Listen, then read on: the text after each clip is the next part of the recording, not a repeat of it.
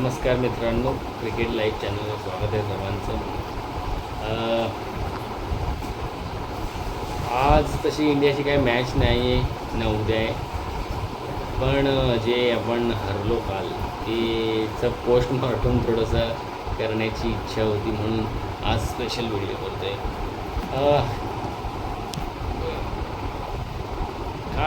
दुसरी कुठली टीम असती, Australia, south Africa, even New Zealand, west इंडिजसुद्धा T20मध्ये तर समजू शकलो असतो, चला हरलो, खूप वर्षांनी सिरीज आहे. पण आयर्लंडसारख्या टीमबरोबर आपण सिरीज हरतो T20ची, म्हणजे डायजेस्टच होण्यासारखी गोष्ट नाही.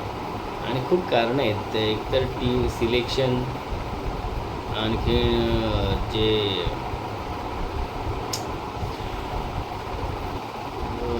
जी टीम प्लेइंग 11 होती, असा एकही प्लेअर नव्हता जो असं वाटत नाही जो डिझर्विंग नाही आहे किंवा त्याची जागा नाही बनत. हां, ज्यांचं सेकंड मॅचमध्ये त्यांना टीममधून काढलं त्यांच्याबद्दल बोलू शकता. वॉशिंग्टन सुंदर वर्सेस कृष्णा हे तेवढे T20साठी केपेबल मला तरी नाही वाटत. पण ठीक आहे, मग त्यांना तुम्ही सेकंड T20मधून हे केलं, त्यांच्या जागेवर दुसरे प्लेयर आले, पण रिप्लेस केलेले प्लेयर पण परफॉर्म नाही करू शकले. आणि खूप म्हणजे तेच काही कळत नाही. टीम एवढी चांगली, श्रेयस अय्यरला आपण IPLमध्ये एवढी चांगली कॅप्टनशिप करत होता की 2-3 वर्ष, आणि त्यातल्या त्यात आता सूर्यकुमार यादवची बॅटिंग फ्लॉप झाल्यामुळे आपण नवीन कॅप्टन बघत होतो आणि त्याच्याचकडे बघितलं जात होतं श्रेयस अय्यर.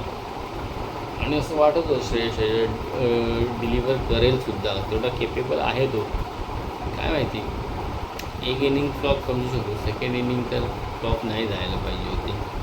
आणि काही त्याची बॉलिंग चेंजेस वगैरे पण थोडेसे नाही पटले. आणि त्या ज्या ग्राउंडची जी डायमेन्शन होतं त्याप्रमाणे फिल्डिंग, सेटिंग, प्रॉपर बॉलिंगचं प्लॅनिंग वगैरे पण तसं होताना दिसले नाही. कारण त्या लोकांनी प्रॉपर इंडियाचे जेवढे पण कॅच गेले आहेत, जे लॉंग कॉर्नर होते, बाउंड्रीज होत्या, त्याच ठिकाणी आपले प्लेयर कॅच आऊट झाले आहेत. त्याच्या अगेन्स्ट बघितलं तर त्या लोकांचे पण विकेट गेले तिकडे, नाही असं नाही, पण त्या लोकांनी साईड बाउंड्रीजचा पण चांगला वापर केला आहे. तर इंडियाने त्याचा प्लॅनिंग तेवढं प्रॉपर केलेला दिसला नाही. ते तसं बाउन्सर वगैरे बॉलिंग टाकायला पाहिजे होती ना त्यांना, शॉर्ट पिच वगैरे, तर त्या लोकांनी पण तिकडे हिटिंग करताना कॅच आऊट झाले असते. पण तरीसुद्धा बॉलिंगला एवढं ब्लेम नाही करू शकत. बॉलरने 150वर तर रिस्ट्रिक्ट केलेलं होतं, तर एवढं ठीक होतं. बॅट्समनचंच हे होतं. फर्स्ट मॅचमध्ये सुद्धा मला वाटतं बॅट्समननी फर्स्ट मॅचमध्ये थोडं बॉलरच्या 2 ओव्हर्समध्ये जरा हे झालं. प्रसिद्ध कृष्णाच्या एका ओव्हरमध्ये 26 का 27 रन गेले आणि वॉशिंग्टन सुंदरच्या एका ओव्हरमध्ये 19 रन्स. त्या 2 ओव्हरनी पहिली मॅच खाल्ली. पण सेकंड मॅचमध्ये तर बॅट्समननी इझिली जिंकवायला पाहिजे होतं 17-18 ओव्हर्समध्ये. पण झालं भलतंच. आपण लास्ट बॉलला पण एक 6 मारून 1 रनने हारलो, आणि ते पण तो थोडासा हर्षित राणाने 6-4 वगैरे लागले, त्याचे फ्री हिट मिळाली. पण खूप म्हणजे कसं त्याला ह्या आपण डिबेटला डिस्क्राईब करू तेच कळत नाही. कारण काही असे रिझनच दिसत नाही एवढे स्ट्रॉंग. आयर्लंडचे ना पण बॅट्समन एवढं हार्ड हिटिंग पॉवरफुल होता की आपण बाबा 2-3 बॅट्समन होते ना. बॉलर एवढे त्यांचे स्पेसी, म्हणजे 140+ 2-3 बॉलर आहेत, किंवा एखादा स्पिनर असा आहे तर नाही आहे. पण त्यांचं ओव्हरऑल टीम परफॉर्मन्स आणि जे युनिटीने खेळले त्याच्यामुळेच ते लोक 2 मॅच जिंकले. तर खूप लाजिरवाणा पराभव होता. ओपनिंगचं काय मला ना कधी संजू सॅमसनबद्दल खरं, जेव्हा आता आपण जो वर्ल्ड कप जिंकलो आणि त्याच्या ज्या लास्टच्या 2-3 इनिंग आल्या, त्याच्या आधी मला संजू सॅमसन पर्सनली तेवढा तितकासा केपेबल, मला प्लेयर तो चांगला आहे, नो डाऊट. बॅटिंग क्लासी आहे त्याचे, लेझी जे एलिगन्स बनतात त्याला टाईम असतो भरपूर. पण त्याच्या बऱ्याच अशा इनिंग आहेत, 5-6 इनिंग फ्लॉप, त्याच्यानंतर एखाद दुसरी इनिंग अशी जबरदस्त खेळतो, परत तो त्या इनिंगवर 5-6 मॅच खेळतो, पण त्याच्यात पण कन्सिस्टन्सी जराही नाही त्याच्याकडे.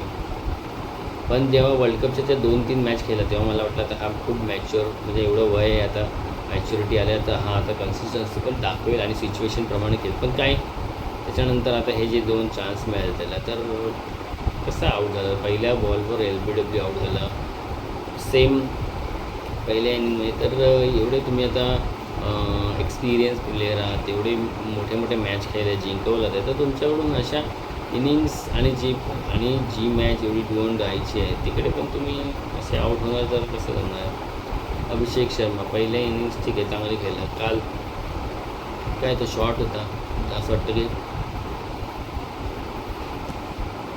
डोळे बंद करून फक्त बस बॅट फिरवते. तर खूपच कठीण सध्या.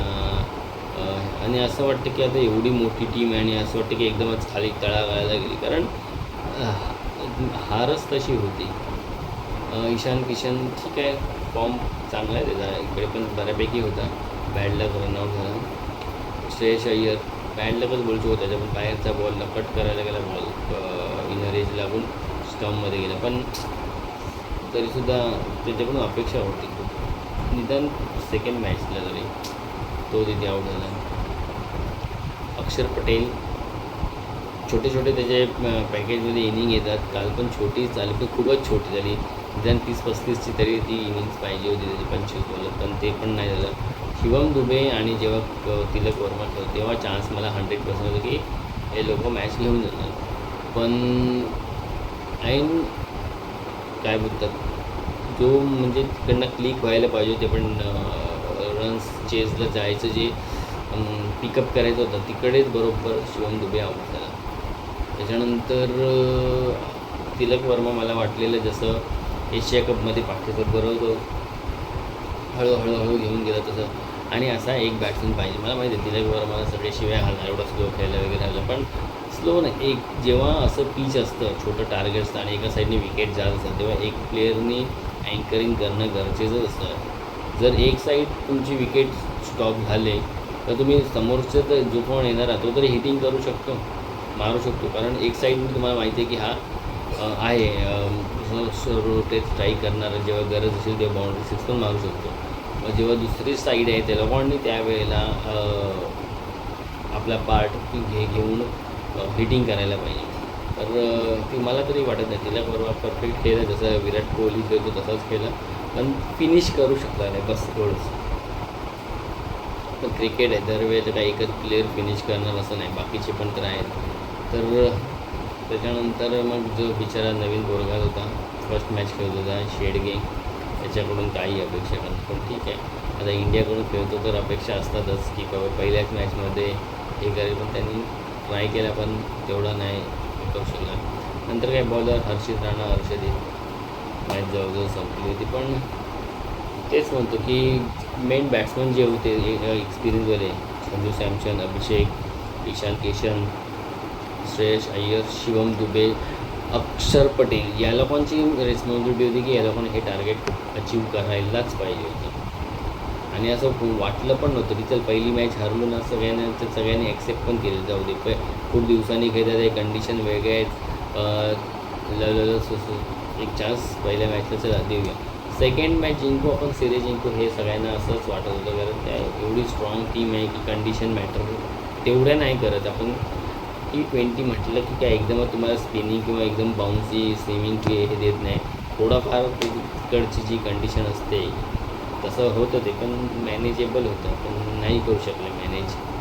तर खूप मोठी ही हार आहे आणि खूप दिवस ती टोचत राहणार आहे. आता ह्याच्यातून कशी बाहेर पडतात आहे ते बघूया. आता एक T20 असणार, त्याच्यात काय पराक्रम करतात ते बघूया. त्याच्यानंतर इंग्लंड, आणि याचा इम्पॅक्ट ना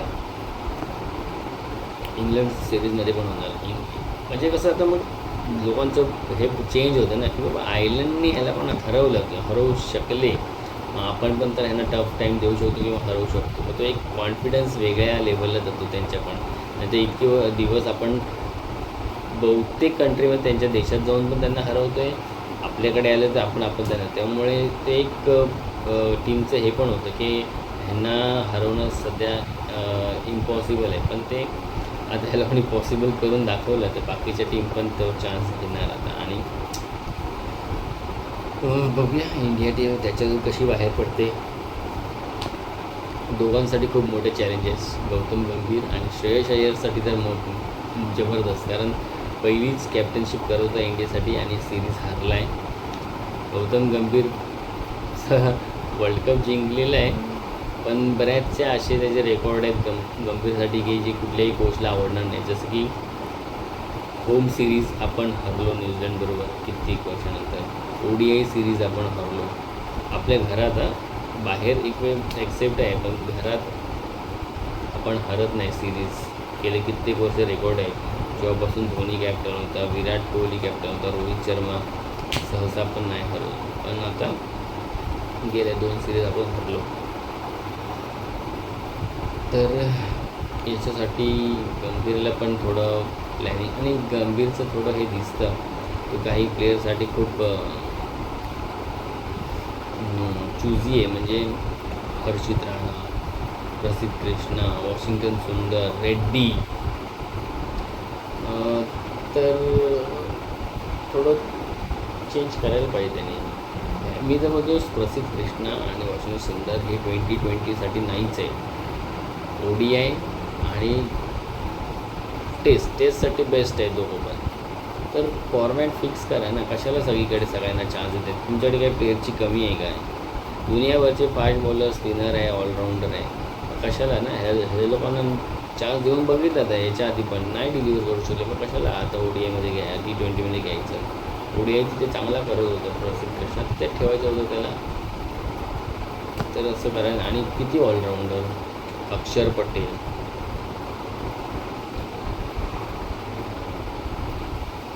शिवम दुबे, वॉशिंग्टन सुंदर आणि तो शेडगे, एवढे ऑलराऊंडर, रेड्डी, एवढे ऑलराऊंडर तुम्ही एका टीममध्ये घेणार तर कसं होणार? स्पेशलिस्ट बॉलर या स्पिनर पण तर पाहिजे. दोन ऑलराऊंडर बस होतात, एक फास्ट आणि एक स्पिनर. तर शिवम दुबे तर आहे तुमच्याकडे स्पिनरमध्ये, अक्षर पटेल आहे, मग कशाला पाहिजे होतं तुम्हाला रेड्डीला तुम्ही हार्दिकचं बॅकअप म्हणून तयार करत असाल, ठीक आहे, चला तो ओके. आणि वॉशिंग्टन सुंदरची अजिबात गरज नव्हती. 5 बॉलरचे एवढे ऑप्शन आहे तुमच्याकडे. शामीला चान्स द्यायला तुम्ही बघत नाही, एज झाले म्हणून काय परफॉर्मन्स तर आहे. IPLमध्ये बघा परफॉर्मन्स केला की नाही. भुवनेश्वरला चान्स देऊन बघायला पाहिजे होता. नवीन प्लेअर होते कितीतरी, तो कुमार, तो दुसरा काय तो सेन, कुलदीप सेन, ते काय आकाश सेन काय असं नाव आहे, ते कितीतरी बॉलर होते नवीन, त्यांना चान्स द्या ना. जसं प्रिन्स यादवला दिला त्यांनी करून दाखवलं, तसं दुसरे अजून पण नवीन बॉलर आहेत. तर असं गंभीरची जर सोच राहिली तर खूप मुश्किल आहे. गंभीरनी बदलायला पाहिजे अप्रोच. जे आवडते प्लेयर न ठेवता जे परफॉर्मन्स करू शकतात आणि जे जिथे फिट आहे त्या लोकांना चान्स द्यायला पाहिजे. तर इंडियाला थोडं पुन्हा काम करावं. आणि कॅचिंग सध्या इंडियाची मेन्स आणि वुमन दोन्ही टीमची खूप खराब आहे. कॅचेस आपण अशा इझी कॅच सोडतो आणि त्या कधी खूप कॉस्ट करून जातात. तर त्याच्यावर खूप मेहनत घ्यावी लागेल कोचला, फिल्डिंग कोचला वगैरे. बाकी बॉलिंगमध्ये एवढं मेजर काही नाही. आता हा येतोच आहे